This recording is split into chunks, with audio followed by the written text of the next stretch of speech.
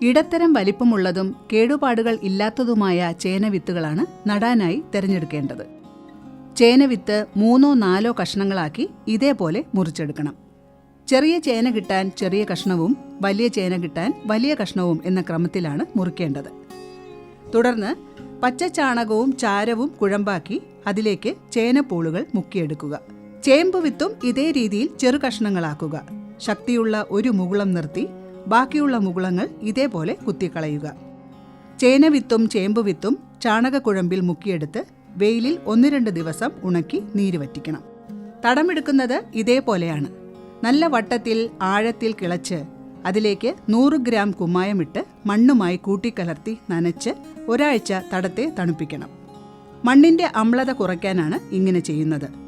അതിനുശേഷം 1-2 കിലോ തണലിൽ ഉണങ്ങിയ ചാണകപ്പൊടിയും 1/2 കിലോ വീതം രാജ്ഫോസും അല്ലെങ്കിൽ എല്ലുപൊടി, വേപ്പിൻ പിണ്ണാക്ക് എന്നിവ തടത്തിലിട്ട് മണ്ണുമായി നന്നായി കൂട്ടിക്കലർത്തണം. തടത്തിന്റെ ഒത്ത നടുവിൽ അധികം ആഴത്തിലല്ലാതെ ഇതേപോലെ ചേനവിത്തും ചേമ്പുവിത്തും നട്ട് മണ്ണിട്ട് ഉറപ്പിക്കുക. ചുറ്റും മണ്ണ് ഉയർത്തിയാണ് ഇടേണ്ടത്. തുടർന്ന് തടം മൂടുന്ന തരത്തിൽ നിറയെ കരിയില വിതറി ഒരൽപ്പം മണ്ണ് ചേറിയിടുന്നതോടുകൂടി ചേന ചേമ്പ് നടയിൽ പൂർത്തിയാവുന്നു.